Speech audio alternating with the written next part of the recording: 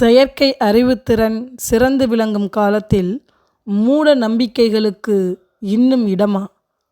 உயர்நீதிமன்றம் கண்டனம். அனைவருக்கும் வணக்கம். கடந்த காலம் முதல் இன்றைய நாள் வரை இறை நம்பிக்கை, தீய சக்திகள் மீதான நம்பிக்கை, ஜாதகம், சம்பிரதாயம் என்ற விஷயங்களில் உள்ள நம்பிக்கை ஒரு விவாதப் பொருளாகவே இருந்து வருகிறது. இவை உண்டா இல்லையா என்ற வினாவிற்கு உறுதியாக விடையளிக்க யாராலும் முடியாத ஒரு நிலையே நீடித்து வருகிறது. உண்டு என்றால் உண்டு, இல்லை என்றால் இல்லை என்பதே நிதர்சனமான உண்மையாக உள்ளது.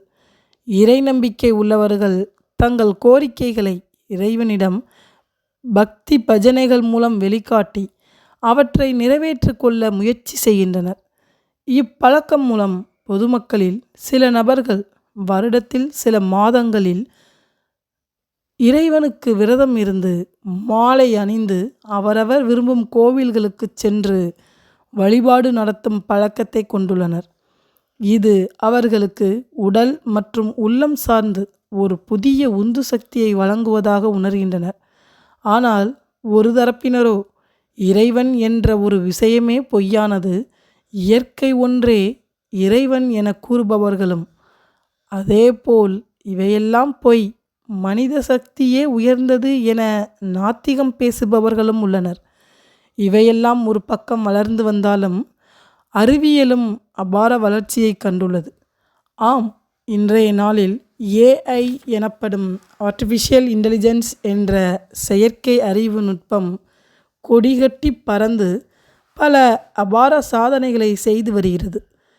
இந்நிலையில் சில கண்ணுக்கு தெரியாத விஷயங்களால் தீமைகள் நடப்பதாக சென்னையில் ஒரு சமூகத்தினர் கொடுத்த புகாரின் அடிப்படையில் சாமி சிலைகள் பறிமுதல் செய்யப்பட்டதற்கு எதிராக தொடுக்கப்பட்ட வழக்கிற்கு சென்னை உயர்நீதிமன்றம் வழங்கிய உத்தரவு குறித்து இப்பதிவில் காண உள்ளோம். வழக்கு தொடரப்பட்ட இடம் சென்னை உயர்நீதிமன்றம். வழக்கு தொடர்ந்தவர் சென்னையைச் சேர்ந்த கார்த்திக் என்பவர். வழக்கின் சாரம்: மேற்படி நபர் தனது வீட்டில் சில சாமி சிலைகளை வைத்து அப்பகுதி மக்களை அழைத்து பிரார்த்தனை வழிபாடு செய்து வந்ததாகவும், ஆனால் அவ்வகை வழிபாட்டிற்கு பின் அப்பகுதியில் இயற்கைக்கு மாறான வகையில் பல துர்மரணங்கள் நிகழ்ந்ததாகவும், எனவே அப்பிரார்த்தனைகளை நிறுத்தும் வகையில் அங்கு அவர் வீட்டில் உள்ள சாமி சிலைகளை அப்புறப்படுத்த வேண்டும் என்றும் அப்பகுதி அதிகாரிகளிடம் கொடுக்கப்பட்ட புகாரின் அடிப்படையில் அங்கிருந்த சாமி சிலைகள் அப்புறப்படுத்தப்பட்டதாகவும், அச்செயல்பாட்டிற்கு எதிராக மேற்படி நபரால் உயர்நீதிமன்றத்தில் வழக்கு தொடரப்பட்டு அச்சிலைகள் அவரிடம் ஒப்படைக்கப்பட வேண்டும் என உத்தரவிடப்பட்டிருந்தும் அவை இன்னும் ஒப்படைக்கப்படாததால் நீதிமன்ற அவமதிப்பு வழக்கு தொடரப்பட்டது. இவ்வழக்கினை விசாரித்தறிந்த மாண்புமிகு நீதியரசர் அவர்கள் சாமி சிலைகளை அப்புறப்படுத்தியது மனுதாரர் சட்டத்திற்கு புறம்பான வகையில், பொதுமக்களுக்கு இடையூறான வகையில் ஏதும் செயல்பட்டிருந்தால் அது ஏற்கத்தக்கது. நிலை அவ்வாறில்லாமல் தனது வீட்டில் அமைதியான முறையில் அக்கம்பக்கத்தினரை அழைத்து வழிபாடு நடத்துதல் என்பது ஏற்க தகுந்ததே.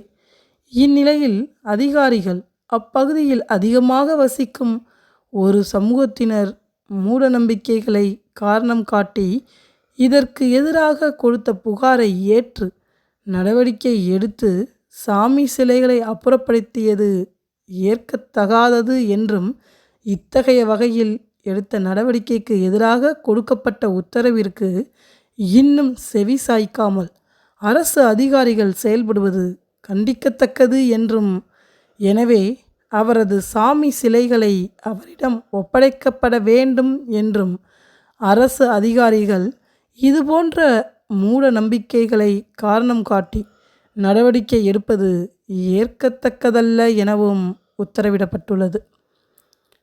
அறிவால் தெளிவோம், மூட நம்பிக்கைகளை ஒழிப்போம்.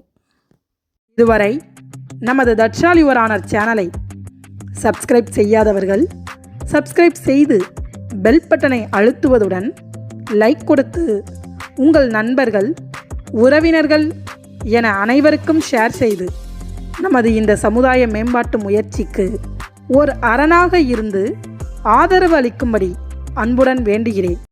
வழக்கு தொடரப்பட்ட இடம் சென்னை உயர்நீதிமன்றம். வழக்கு தொடர்ந்தவர் சென்னையைச் சேர்ந்த கார்த்திக் என்பவர்.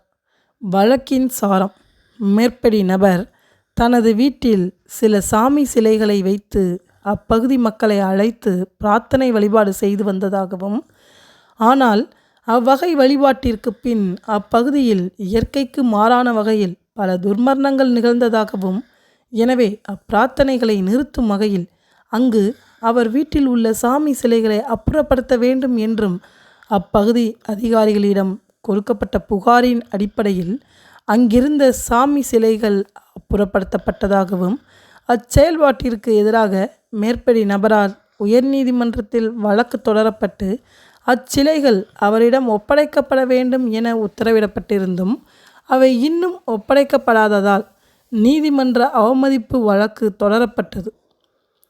இவ்வழக்கினை விசாரித்தறிந்த மாண்புமிகு நீதியரசர் அவர்கள் சாமி சிலைகளை அப்புறப்படுத்தியது மனுதாரர் சட்டத்திற்கு புறம்பான வகையில் பொதுமக்களுக்கு இடையூறான வகையில் ஏதும் செயல்பட்டிருந்தால் அது ஏற்கத்தக்கது. நிலை அவ்வாறில்லாமல் தனது வீட்டில் அமைதியான முறையில் அக்கம்பக்கத்தினரை அழைத்து வழிபாடு நடத்துதல் என்பது ஏற்கத் தகுந்ததே.